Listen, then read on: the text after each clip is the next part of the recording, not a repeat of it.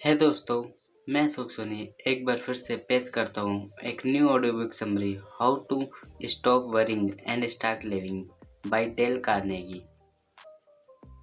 हमारे विचार ही हमारा आज, कल और आने वाला कल डिसाइड करते हैं। आने वाले कल को बेटर बनाने का एक ही तरीका है कि हम अपने आज में जो भी करें पूरे कंसंट्रेशन से करें और अपना 100% दें। कल की चिंता कल पर ही छोड़ दें। परिचय। ऐसी क्या चीज़ है जो कभी आपको तंग कर रही है? वो चाहे जो भी हो मगर आपकी ये टेंशन आपको जीने नहीं दे रही, आपके अपनों से दूर कर रही है, आपकी सक्सेस और खुशियाँ आपसे छीन रही हैं। तो क्या आप ज़िंदगी भर टेंशन में रहना चाहते हैं या फिर खुलकर अपनी ज़िंदगी जीना चाहते हैं? इस किताब में आपको ऐसे इफ़ेक्टिव तरीके मिलेंगे जो आपको हर प्रॉब्लम से छुटकारा दिला देंगे। क्या आपकी आदत है कि आप हमेशा पुरानी बातों को पछतावा करते रहते हैं या फिर हमेशा फ्यूचर की चिंता में डूबे रहते हैं? कभी-कभी लोग इतनी टेंशन लेते हैं कि वे अपने प्रेजेंट को ही भूल जाते हैं। क्या आपको लगता है कि आप एक भरपूर ज़िंदगी जी रहे हैं? हर दिन को भरपूर जिए। स्प्रिंग के सुहाने दिन में एक जवान मेडिकल स्टूडेंट अपने फ्यूचर के बारे में सोच रहा था। क्या वो फाइनल एग्जाम्स पास कर पाएगा? स्कूल ख़त्म होने के बाद उसे कहाँ जाना चाहिए? कैसे वो अपना करियर शुरू करेगा? वो लड़का यही सब सोच रहा था। उसके हाथ में एक किताब थी जिसे वो उस टाइम पढ़ रहा था कि तभी उसे अपने इसमें लिखे ऐसे 21 वर्ड्स मिले जिन्हें पढ़कर वो इंस्पायर हो गया। आने वाले टाइम में वो मेडिकल स्टूडेंट अपने जनरेशन के सबसे सक्सेसफुल डॉक्टर्स में से एक था। उसने famous John Hopkins medical school को लीड किया और ऑक्सफोर्ड यूनिवर्सिटी का एक बहुत ही रिस्पेक्टेड प्रोफेसर बना। और वो नौजवान था सर विलियम ओशियर। जो 21 वर्ड्स सर विलियम ने पढ़े थे वे दूर जो धुंधला दिखाई दे रहा है। उसे देखना हमारा मेन काम नहीं है, बल्कि जो क्लियरली हमारे हाथ में है उसे देखना है। इसका मतलब है कि हम उन कामों या टास्क पर ज़्यादा फोकस करें जो हमें अभी करने हैं, बजाय इसके कि हम फ्यूचर के बारे में टेंशन लें। सर विलियम ने येल यूनिवर्सिटी में एक स्पीच दी थी जिसमें उन्होंने स्टूडेंट्स को डे डाइट कंपार्टमेंट में रहने के लिए एनकरेज किया। सोचो कि आप अपने पास्ट के दरवाजे लॉक कर सकते हो, फिर आप अपने फ्यूचर के दरवाजे भी लॉक कर लेते हो। तो अब आपके हाथ में जो बचेगा वो आपका प्रेजेंट यानी आज और अभी। डे डाइट कंपार्टमेंट का मतलब है हर एक दिन के हिसाब से जीना। खुद को अलाउ करें कि आप सिर्फ उस चीज़ के बारे में सोचें जो उस वक्त आपके सामने मौजूद है। आपके दिमाग को पास्ट या फ्यूचर में न भटकने दें। सर विलियम का ये मतलब नहीं था कि आप फ्यूचर के लिए बिल्कुल भी प्रिपेयर ना हो, मगर उसको लेकर फिक्र करने के बजाय अपनी सारी एनर्जी आज के टास्क में लगाएं तो ज़्यादा फायदेमंद है। जो भी करे उसे पूरे दिल से करें, अपना बेस्ट दें।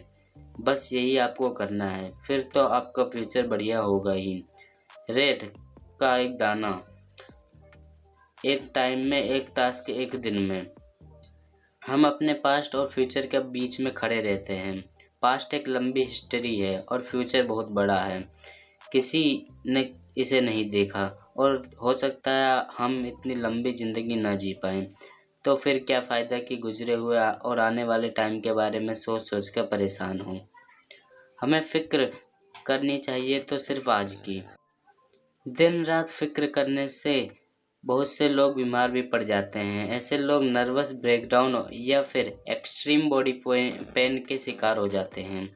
इससे तो अच्छा है कि उन कामों पर ध्यान दिया जाए जो हमें आज करने हैं। सुबह उठने से लेकर रात सोने तक हमें बस अपने आज में जीना चाहिए। इससे नींद भी अच्छी आएगी और आने वाली सुबह भी फ्रेश होगी। मिशिगन की मिसेज ईके सील्ड्स के सुसाइड करने तक की नौबत आ गई थी कि तभी उन्होंने अपने आज में जीने की इम्पोर्टेंस समझी। अपने पति की मौत के बाद वो गरीबी झेल रही थी और काफ़ी डिप्रेस्ड हो गई थी। मिसेस सील्ड किताबें बेचने के अपने पुराने धंधे पर लग गईं। उसे लगा काम करने से उनका मन बहल जाएगा, मगर अकेलापन एक बीमारी की तरह होता है जो धीरे धीरे आता है। अकेले खाना, अकेले ड्राइव करना, यही अकेलापन उसे अंदर ही अंदर खा रहा था। ऊपर से कोई स्कूल उसकी किताबें खरीदने को तैयार नहीं था, उसे कहीं भी सक्सेस नज़र नहीं आ रही थी। जब जीने की कोई वजह न लगे तो इंसान टूट जाता है। मिसेस सील्स पूरी तरह होपलेस हो चुकी थी। तंग आकर उसने अपनी जान देने की ठान ली। मिसेस सील्स को कार पेमेंट और रूम रेंट का भी इंतजाम करना था। उसे लगने लगा कि शायद उसे खाने के भी लाले पड़ जाएंगे। अगर बीमार पड़ी तो डॉक्टर की फीस कहाँ से लाएगी। जो एक चीज़ मिसेस सील्स को सुसाइड करने से रोक रही थी वो ये कि अगर वो मर जाएगी तो उनकी बहन को बेहद दुख होगा और वो बेचारी फ्यूनरल का खर्चा उठा नहीं पाएगी। फिर एक मिसेस सील्स ने एक आर्टिकल देखा। उसे पढ़कर उन्हें जीने की हिम्मत मिली। उस आर्टिकल में लिखा था, समझदार आदमी के लिए हर एक दिन नया होता है। उसने वो आर्टिकल वहाँ टांग दिया जहाँ रोज़ उस पर नज़र पड़ सके। उसने जब अपने पास्ट को भूलकर और आने वाले कल की फिक्र छोड़कर जीना सीख लिया था। मिसेस सील्स रोज़ सुबह उठकर खुद को रिमाइंड कराती थी, आज एक नई जिंदगी की शुरुआत है। मिसेस सील्स अपनी गरीबी और अकेलेपन के डर से बाहर आ पाई। उसने खुशहाल और पॉजिटिव तरीके से जीना सीख लिया था। उसका हर दिन अब बेहतर गुजरने लगा था क्योंकि वो 20 अपने आज को जीतने लगी थी। बस एक बात उसने दिमाग में रखी, समझदार आदमी के लिए हर दिन नई जिंदगी है। हम क्यों अपने प्रेजेंट से दूर भागते हैं? क्यों हम हमेशा फ्यूचर के सुहाने सपने देखते हैं और आज की खुशियों को नज़रअंदाज कर देते हैं? जब हम बच्चे थे तो जल्दी से बड़ा होना चाहते थे और जब बड़े हो जाते हैं तो शादी करके सपने देखते हैं। फिर एक दिन हमारी शादी भी हो जाती है, तब हम रिटायरमेंट के सपने देखने लगते हैं और जब फाइनली रिटायरमेंट का दिन आता है तो हमें महसूस होता है कि हमने कितना कुछ खो दिया। ज़िंदगी जिसे हम देर से समझते हैं, दरअसल हर दिन हर पल को जीने का नाम है। एक पुरानी रोमन कहावत है, कार्प डायम, जिसका मतलब दिन को पूरा जियो। आप अपनी ज़िंदगी के चाहे किस मोड़ पर हों, इसे एंजॉय करो, इसे जियो। ज़िंदगी में जो मिला है उसे सराहो। ना पास्ट की फ़िक्र करो ना फ्यूचर की, बस उस पर फोकस करो जो आज करना है, क्योंकि पास्ट आपको बस उदास करेगा। जो भी बुरी यादें हैं, रिग्रेट्स हैं, उन सबको पीछे छोड़ दो। जो हो गया उसे भूल जाओ। और जहाँ तक फ्यूचर की बात है तो आने वाले कल में कई बातें हो सकती हैं। आपके फिक्र करने से कुछ नहीं होने वाला। जो होना है वो तो होकर ही रहेगा। आज के बारे में सोचें, आज आपके क्या टास्क हैं, अभी इस वक्त आप कहाँ हैं। अपने आज को अप्रिशिएट करें। हर रोज़ एक ज़िंदगी जिए। जो 24 घंटे आपको मिले हैं सिर्फ उन पर फोकस करें और ये देखें कि इन 24 घंटों को आप कैसे बेहतरीन बना सकते हैं। क्या आप ये 24 घंटे सिर्फ टेंशन में गुजारेंगे या फिर उन्हें आप अपने करियर और करीबी लोगों और ज़िंदगी की खुशियों को अप्रिशिएट करने में बिताएंगे। आप देखेंगे कि कैसे हर एक दिन भरपूर जीकर आपको ज़िंदगी से कितना कुछ मिल सकता है। आप हर पल का मज़ा लेंगे और अपने हर टास्क पर फोकस कर पाएंगे। जैसा कि सर विलियम ने कहा है, जितनी भी सक्सेस मुझे मिली है उसका सारा क्रेडिट मैं फ्यूचर की फ़िक्र छोड़कर अपने आज के टास्क को पूरा करने की पावर और अपना बेहतरीन करने की कोशिश को देता हूँ।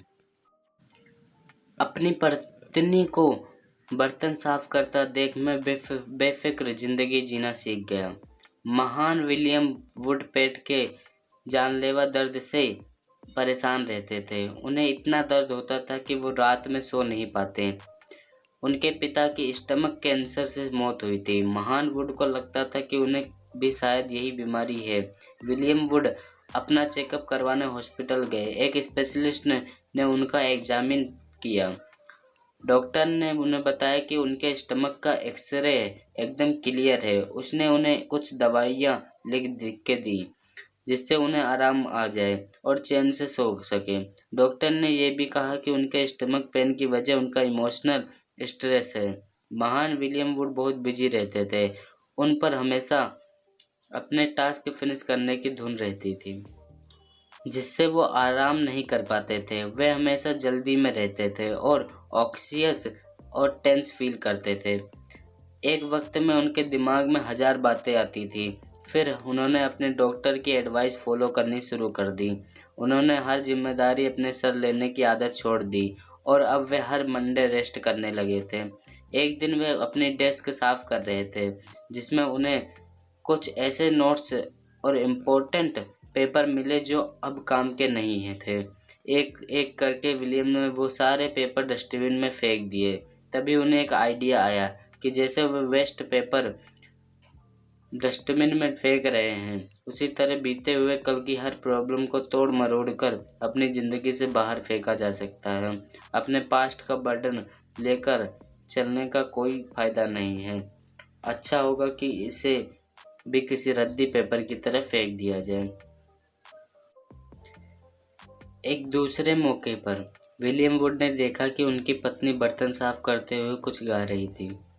उन्होंने खुद से कहा, देख बिल, तुम्हारी बीवी कितनी खुश लग रही है। हमारी शादी को 18 साल हो गए हैं और वो इतने सालों से बर्तन धो रही है। विलियम ने सोचा, अगर उनकी बीवी को पहले ही पता चला होता कि शादी करने के बाद उसे इतने सालों तक बर्तन धोने पड़ेंगे, तो वो शायद कभी उनसे शादी के लिए हाँ नहीं करती। महान विलियम वुड को रियलाइज़ हुआ कि उनकी बीवी को ये काम ज़रा भी बुरा नहीं लगता, क्योंकि वो हर रोज़ के हिसाब से बर्तन धोती हैं। उसके कल के गंदे होने वाले बर्तनों की फ़िक्र आज नहीं है और ना ही वो उन बर्तनों के बारे में सोचती है जो उसने कल साफ़ किए थे। उन्हें समझ आ गया कि उनकी बीमारी की वजह यही है कि वे हर काम तुरंत पूरा करने की कोशिश में लगे रहते हैं। वो दरअसल कोशिश कर रहे थे कि आज के बर्तन, पिछले दिन के बर्तन और आने वाले कल के बर्तन जो अभी गंदे भी नहीं हुए हैं, उन सबको वे आज ही साफ कर लें किसी भी सूरत में। और यही विलियम वुड की सबसे बड़ी गलती थी। जो उन्हें रियलाइज़ हुई, वे दूसरों को हमेशा सही ढंग से जीने की नसीहत देते थे, मगर खुद अमल करना भूल गए थे। महान विलियम वुड ने जब अपना रूटीन चेंज किया तो उन्हें नींद भी बढ़िया आने लगी और उनका स्टमक पेन भी गायब हो गया था। ये याद रखें कि हर दिन को उस दिन के हिसाब से जिएं, क्योंकि जब आप बीते हुए और आने वाले टाइम का बर्डन लेकर चलेंगे तो होगा कुछ नहीं, बस आपकी बॉडी सफ़र करेगी और लास्ट में आपके हाथ कुछ नहीं लगने वाला। वक्त हर चीज़ का मरहम है। लुइस मोंटेन्ट जूनियर को लगता था कि उन्होंने अपनी ज़िंदगी के 10 साल खो दिए हैं और वो वक्त था उनकी 18 से 28 की उम्र का।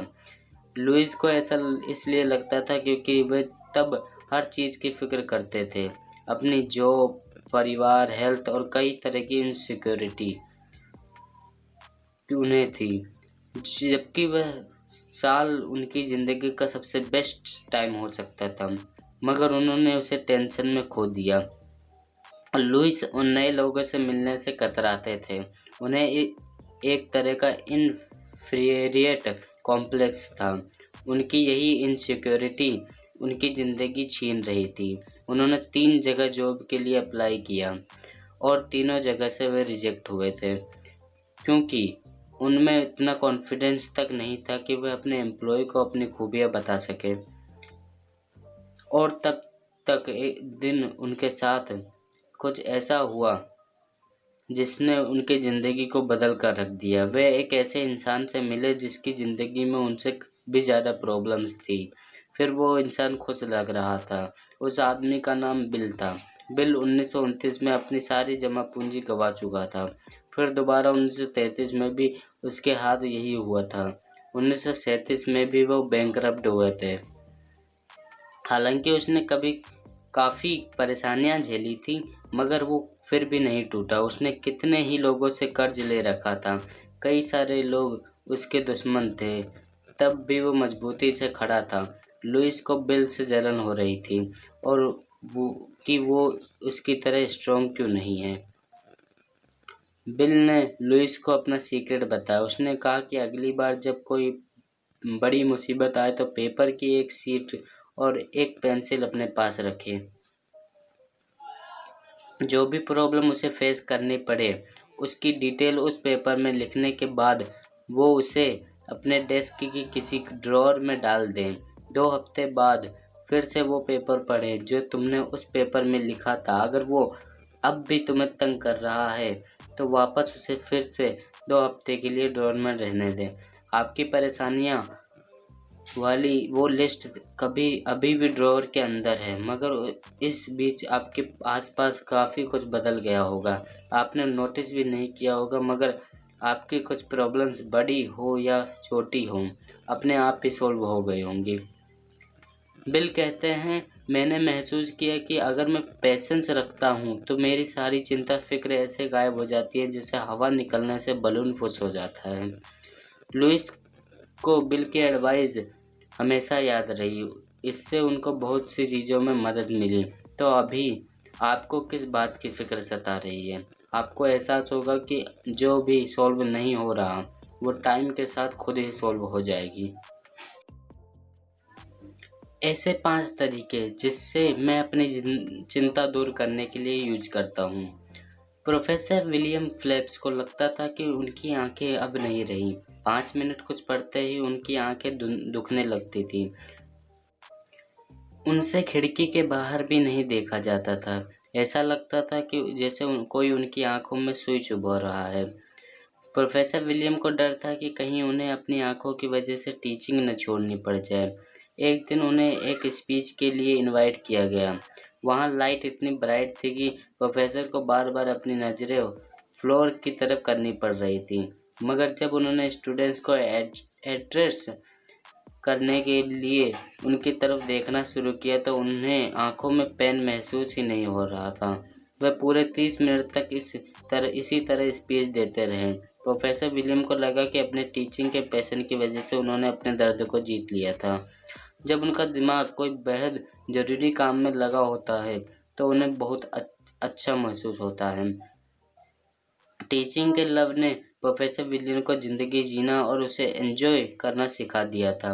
वो अपना हर दिन ऐसे जीते थे जैसे कि वो उनका पहला और लास्ट डे हो। जब वे सुबह उठते तो अपने स्टूडेंट से मिलने का वेट करते थे।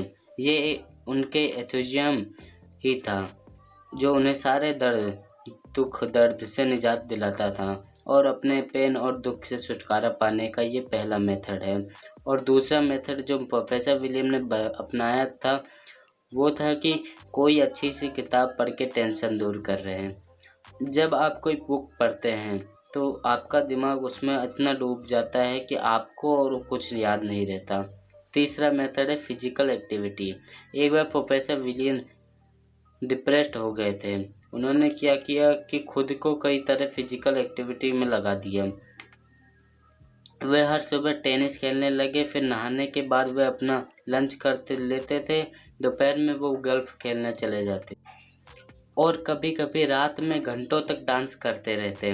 उन्होंने महसूस किया कि जब उनकी बॉडी पसीना बहाती है तो दिमाग से ऑटोमेटिकली सारी परेशानियां गायब हो जाती हैं। चौथा मेथड है खुद को किसी तरह के प्रेशर और जल्दबाजी से दूर रखें। प्रोफेसर विलियम को कनेक्टिकट के फॉर्मर गवर्नर विल्बुर क्रॉस से एक एडवाइस मिली।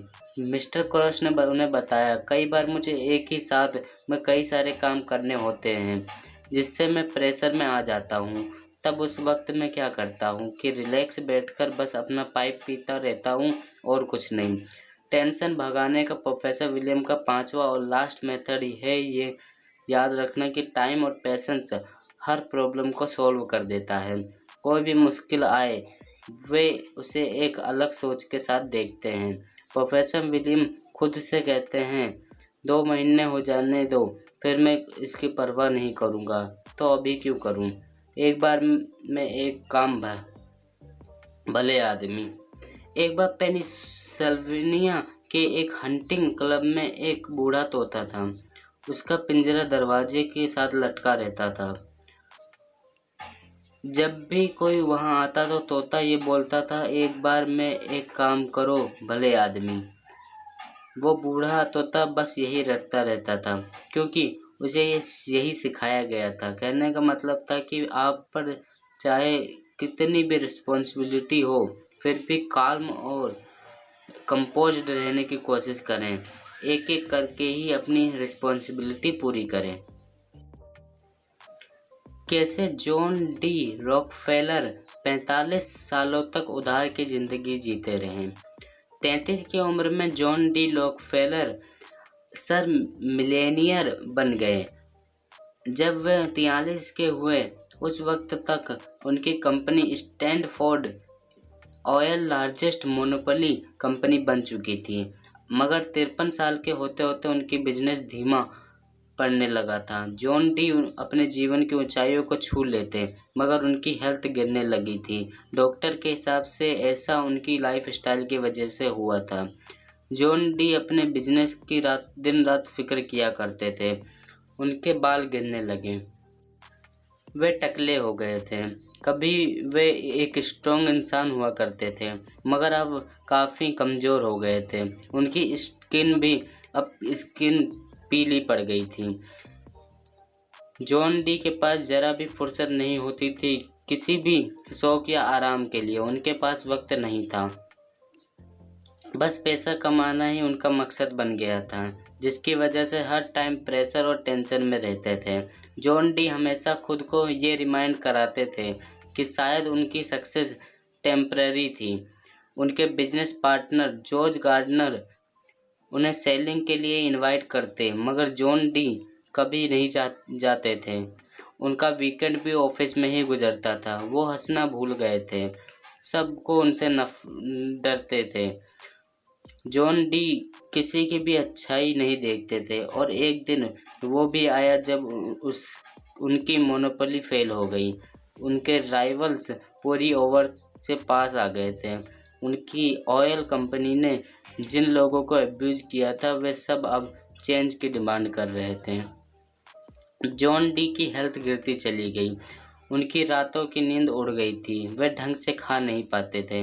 उनके डॉक्टर्स ने उनकी सही हालत से वाकिफ़ करा दिया। या तो वे अब कंपनी चुने या फिर अपनी हेल्थ। अगर वे रिटायर नहीं हुए तो 53 की उम्र में मर सकते थे, और उनकी मौत का कारण होगा उनका डर, लालच और टेंशन। तो आखिर जॉन डी को उनकी अपनी कंपनी छोड़नी ही पड़ी। उनके डॉक्टर्स ने उन्हें फॉलो करने के लिए 3 हेल्थ रूल बताए। पहला तो ये कि कभी टेंशन ना लें। जॉन डी को हर हाल में टेंशन देने वाली बातों से दूर रहना था।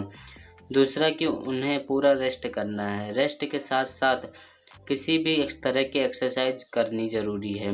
उन्हें आउटडोर एक्टिविटी और अपने रूटीन में शामिल करना चाहिए। और तीसरी ख़ास बात कि अपने डाइट को हमेशा मॉनिटर करना है। जो भी खाना है सही अमाउंट में खाना है। जब जॉन डी ने ये सारे रूल्स फॉलो किए, तब जाकर उनकी जान बच पाई। वो 53 की उम्र में मरने वाले थे, मगर अगले 45 सालों तक जिए। उन्होंने गोल्फ खेलना शुरू कर दिया था और अपने कई सारे नेबर्स से दोस्ती भी कर ली थी। थोड़ी बहुत गार्डनिंग भी शुरू कर दी थी। यही नहीं, अब वे गाने भी गाने लगे थे। मगर सबसे बड़ा चेंज जो जॉन डी की ज़िंदगी में आया वो कि वे अब दूसरों की परवाह करना सीख गए थे। जब वे रिटायर हुए तो उनके पास काफ़ी वक्त था सोचने के लिए। जॉन डी ने महसूस किया कि जितना पैसा उनके पास था, उससे वे ना जाने कितने ही लोगों की ज़िंदगी में खुशियाँ ला सकते थे। अब उन्होंने पैसे कमाने के बारे में सोचना छोड़कर लोगों की हेल्प करने लगे थे। जॉन डी ने लेक मिशिगन के एक छोटे से कॉलेज की मदद भी की। उन्होंने मिलियंस इन्वेस्ट करके इसे बंद होने से बचा लिया था। वो छोटा कॉलेज बाद में शिकागो यूनिवर्सिटी बना। जॉन डी ने माइनॉरिटीज़ के स्कूल जैसे टस्कीगी कॉलेज को भी काफ़ी पैसा डोनेट किया। एक बार साउथ यूएस में हुकवर्म की बीमारी फैल गई थी। जो भी इस बीमारी से इन्फेक्ट होता था, उसके इलाज में 50 सेंट लगते थे। जॉन डी ने इस बीमारी से लोगों को बचाने के लिए एक ही बार में मिलियंस डोनेट कर दिया ताकि इस बीमारी को एक बार में ही हमेशा के लिए छुटकारा पाया जा सके। और यही रॉकफेलर फाउंडेशन की शुरुआत हुई। आज रॉकफेलर एक वर्ल्ड वाइड ऑर्गेनाइजेशन बन गया है जिसका एम बीमारियों और जानकारी के अभाव से लड़ना है। रॉकफेलर ने कई रिसर्च के लिए फंडिंग भी की है। जॉन डी की हेल्प की वजह से ही साइंटिस्ट मिरेकल ड्रग पेनिसिलिन बनाने में कामयाब हो गए। ह्यूमैनिटी को इन्फ्लुएंजा, मलेरिया और ट्यूबरक्लोसिस जैसे बीमारियों से बचाकर उसकी प्रोग्रेस में रॉकफेलर फाउंडेशन ने काफ़ी मदद की है। जॉन डी ने अपना सारा पैसा डोनेट कर दिया। उनकी company Stanford oil company court cases हार गई थी जिसकी वजह से उन्हें कई मिलियंस का नुकसान भी हुआ, मगर जैसा कई लोगों को लगा कि वे टूटकर बिखर जाएंगे, मगर ऐसा नहीं हुआ। जॉन डी ने अब अपनी ज़िंदगी से खुश थे। जॉन डी ने अब बेवजह फिक्र करना छोड़ दिया था। इन्होंने अब जीना सीख लिया था और वे पूरे 98 सालों तक जिंदा रहे। कंक्लूजन, ये समरी आपको बताएगी कि किस तरह एक वक्त में ही काम करें जिससे पे आप पूरा ध्यान लगा पाएँ, अपना सारा एफर्ट डाल पाएँ। बस अपने पास्ट को भूल जाएं, सिर्फ प्रेजेंट पर ध्यान दें। जो सामने है बस उसी पर फोकस करें कि आज आपको क्या काम करने हैं, अपने टास्क क्या हैं। खूब मेहनत करें। अगर आप अपना बेस्ट एफर्ट देंगे तो फ्यूचर अपना ध्यान खुद ही रख लेगा।